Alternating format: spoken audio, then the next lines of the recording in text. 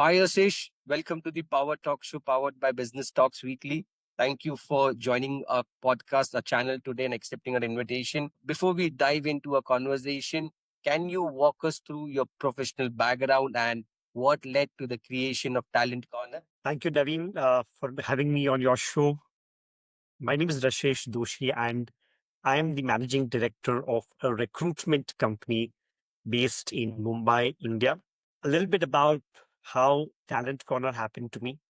I always jokingly say this that Talent Corner happened to me because of a situation of not having options.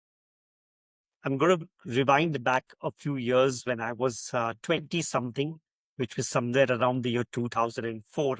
Like many of those young people at that point of time, I had the opportunity of giving these entrance examinations of MBA schools, of CAT, CET, ZAT, etc., etc. And as luck would have it, and thank God for that, I didn't do too well at them. Now, the second best option after not doing too well at them and not getting into the top B schools of India was to actually go around looking for a job. Again, jobs at that point of time were not paying too well. I still remember an offer that I had got was for 6,000 rupees, which at that point of today, both would be quite less amount of money for anybody to survive. Now, Dad had actually started this business in 2002, and he's been an insurance veteran for all his life. This was just something that he did out of a hobby, and he was considering shutting it down because it wasn't doing too well at that point of time as well. I said, "Give me a chance. Let me see what I can do of it." And then I joined it on, I remember, 1st of April 2004. And in the first year itself, we became a profit-making company by sheer perseverance. And today, as destiny would have it, I think this has become my passion. I'm very glad I did not get through the B schools. I'm extremely glad I did not pick up these jobs because I think, entrepreneurship was written in my destiny and I absolutely love what I do. Talent Corner is what I eat, sleep, breathe. And yes, and it's been a good and awesome journey of 21 plus years, a journey where learning has surmounted every single experience. And I think I'm very grateful to the Almighty for this opportunity. Wonderful, wonderful. Can you walk us through the business model of Talent Corner, like from a candidate perspective as well as from a company perspective? What do you do? Sure, sure. Talent Corner is uniquely positioned as a recruitment company which runs with a very different operations model through the franchise model. So, we actually have three stakeholders in this entire, process. The first stakeholder, of course, is the candidate who's looking out for a job. Now, I do understand there are loads and loads of people today across in India and the world who are looking out for better opportunities. And for them, Corner becomes a platform to look at the various opportunities that are available in the MSME industry. I particularly stress about the MSME industries because that's where Talent Corner has found its sweet spot. And today, while there are loads and loads of recruitment companies which are focused on servicing the large scale of the MSMEs, or so the MNCs across the world, Talent Corner actually has found its niche in working with not the very large companies, but the mid-sized companies in India, which again the government of India is really putting a lot of emphasis on. So when a candidate comes and says, "Okay, I want to work in the MSME industry," the way we look at it is very different. So yes, they do reach out to us, and we're more than happy to interact with candidates willing to work in this sector. And this could be industry agnostic, right? That's typically on one side, which is the candidate side.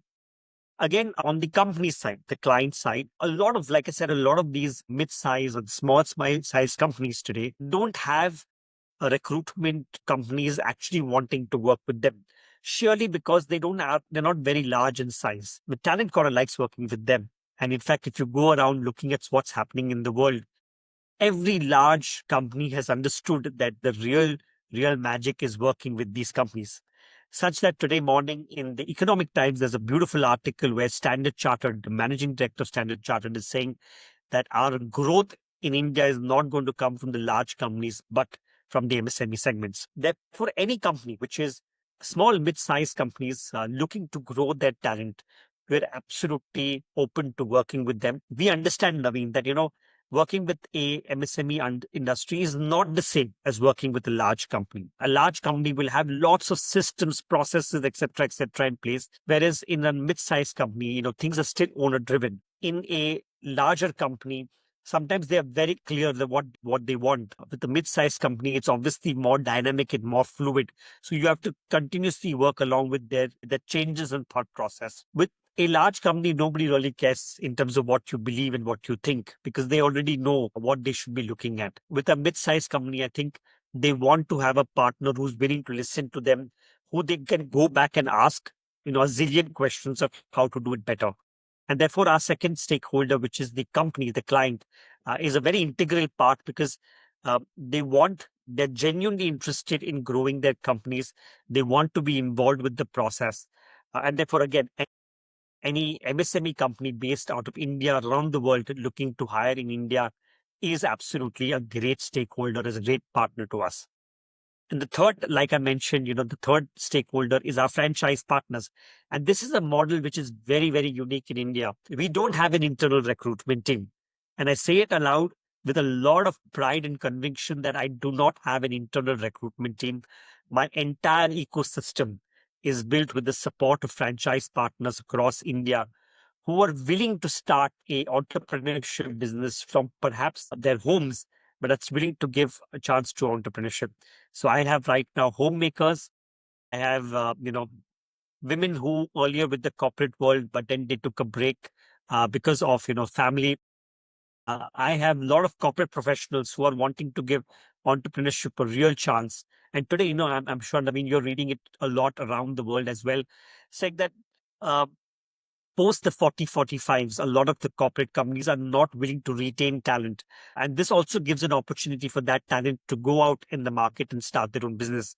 So such kind of people are associating with us at a quick, fast pace. We have a lot of people who are actually retired professionals who still believe that they have a lot of juice in them. So these kind of people are associated with us. And of course, now the younger generation, the fresher community, which does not want to go ahead and do a job but they want to give themselves a real chance. These are the people who are associating with us. And this too, from across India, I'm very proud to say that I actually have partners from the tier 2 and tier 3 cities of India looking at tapping into the national and international opportunities that Talent Corner has for them. So these are the three stakeholders that we work closely with in the business model at Talent Corner. Wonderful, wonderful. Rashish, as you were explaining the franchisee model, how difficult is it scaling such a model? Are there any challenges you would like to highlight? Sure. So, franchising is not always easy, and it looks a lot greener from the outside than it is from the inside. I have always seen that there have been a lot of companies in India and globally who intend to grow through the franchise model, and many of them have also grown really, really well. But franchising is a mindset. I always believe it's more than just a business, a way to do business. It's a mindset, right? And it can be very magnetic because you believe that money is coming very easily. But the real shift in the mindset is when you put yourself in the franchisee's shoes. You need to make sure that value is being created for them. And the biggest challenge in scaling up is that you can scale up very quickly. But when you don't look at how it's creating value for your franchise partners, the retention is going to be as bigger problem. I can tell you, Naveen, and this is a very interesting statistics that comes out year on year, is that if 100 people actually take up a franchise opportunity, globally 50% of them actually drop out. And that's because a lot of brands, they don't pay too much attention to retaining these franchise partners. That's like creating a leakage in your plumbing system. There's no point of, you putting in franchises from the top and they're leaking from the bottom. I think that the mindset which needs to change and something that we've constantly endeavored working at Talent Corner is how do we retain our franchise partners? And when we are retaining them, we've seen a huge change in terms of the value they're creating. I can tell you statistics that say that a person in the second year of franchising is better than the first year. Someone in the third year is better than the second year. And someone in the 10th year is definitely better than the one in the third year. So there's a huge value in retaining, and the alpha is much bigger when you retain a partner. So answering your question, the biggest scaling up challenge is you can find a lot of franchise people who want to become a franchise partner, but the real fun and the real challenge lies in retaining them and not just increasing the headcount. Absolutely, absolutely. Coming back to recruiting, post COVID, what shift have you seen in the recruitment world? And also with the current scenario across the world, there's war happening. There are so many recruitment companies that are getting, like, the companies are freezing their current recruitment. How does it impact a recruiting company? So, does the economic situation or does the global scenario affect our business? The answer is yes. Right? There's no doubt about it. I think it impacts everybody's business. So, whenever something like this happens, it makes everybody vulnerable. Even if you're a large multinational corporation with huge amount of resources available, you will be on shaky grounds because there's a lot of uncertainties out there. So, has it affected our business? The answer is yes. It has affected our business specifically because there is a lot of recruitment happening by multinationals in India. At the same time, I'm also going to be very bold enough to say I think that India has done very well. India has so much of self-consumption that if one door is shutting, okay, I think the other door is always opening. We as a company, in spite of the uncertainties of the last 3 to 4 months, have done tremendously well. When I looked back at the data which is coming in from the finance team, uh, month on month we've done better. So when I say month on month is our April has been stronger than the April last year. Our May has been stronger than the May last year. And hopefully our June will be stronger than the June last year. So as a company, we have not done badly because I think the growth has come from within India as well. Of course, business has been very different. It's been constantly changing. I think in the 5 years that have gone by post COVID, there has been so much that has happened from a time that everybody was in the online world and grappling to understand how to work from home, to lots of news around moonlighting, to a time when the world started going hybrid and having 3 days of office work and 2 days of work from home, to a time when everybody is requesting their teams to come back to work. Okay, a lot of things have changed, right? And I think we still haven't really settled down post COVID. We haven't still found the right way of working. I do believe that going back to work is the right way to continue and build our own companies. I think, with all due respect, I think productivity does get hit when you're working from home. But yes, we are going through lots of changes. The recruitment industry is definitely impacted in a positive and a negative way in sorts. But yes, I mean, I'm very gung ho because I think challenges is what is a test of a person's ability to run their business. And in spite of whatever's happening, I think our company has done well. Recruitment industry also not done too badly because we've seen a lot of growth internally. So yes, in spite of scenarios, I think we've done well as an organization. Wonderful. Rashesh, there's so much noise about AI and LLM models, and currently so many things are coming into the market. How do you differentiate talent and in recruitment? Because there might be certain people or candidates using AI generated tools to create their profile and enhance their profile. So how do you differentiate and how do you manage such things? Thanks, Naveen, for asking this question. And I think I've been asked this question a lot of times recently as well. And let me tell you one thing. I'm excited about AI. I'm super excited about AI. I don't think there's anything for anybody to be scared about. No, I think when something goes in a different direction, that's the time when you have fun running business. What's the point of being going in the conventional way and thinking that everything is going to be the same? AI is going to be a disruptor, and a disruptor which will help people to look at the same thing in a different way.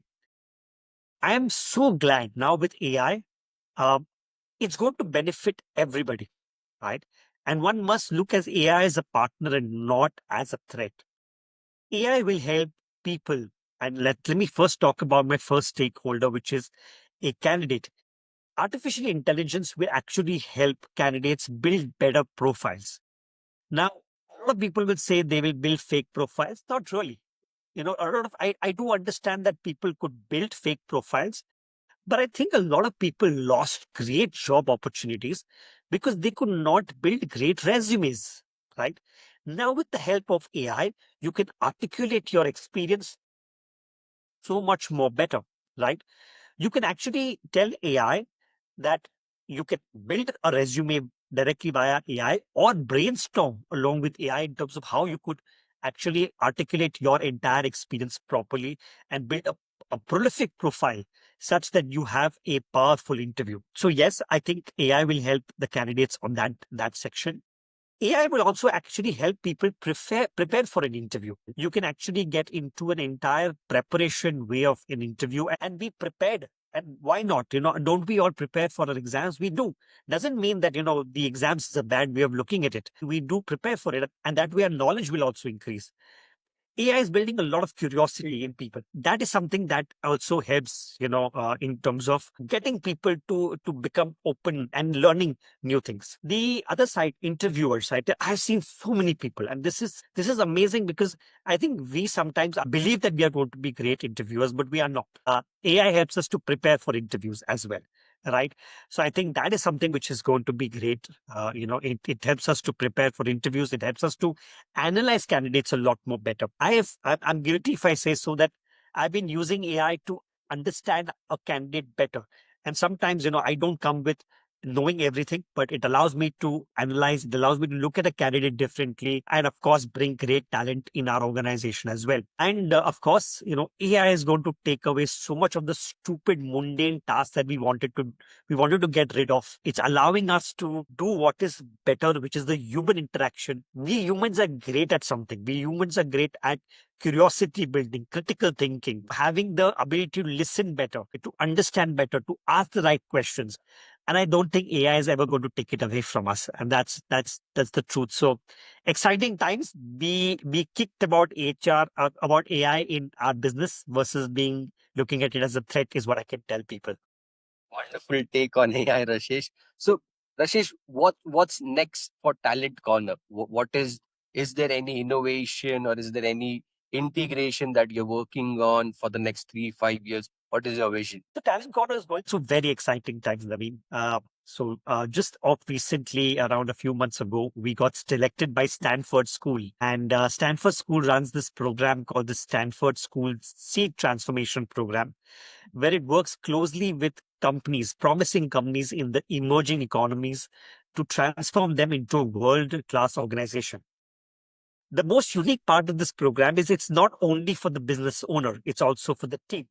So, as we speak currently, almost my entire team is going through a journey of transformation, being trained by Stanford. We are going through a lot of learnings, a lot of, if I may say, the frameworks that Stanford runs as an MBA program are being taught to us. We are now, by November, we would be building our own transformation plan to become the Talent Corner 2.0.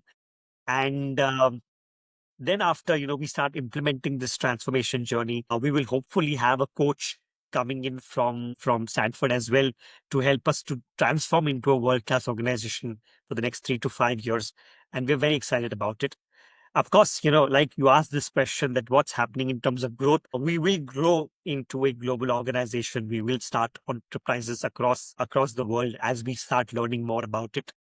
We will be implementing a lot of technology. We've already created our own technology called Tharthi 360, which we are kind of going to be launching. We are currently testing various AI products. And if I say this, very boldly, I think we are understanding our customers a lot better. Something that Stanford has taught us is to understand who our customers are.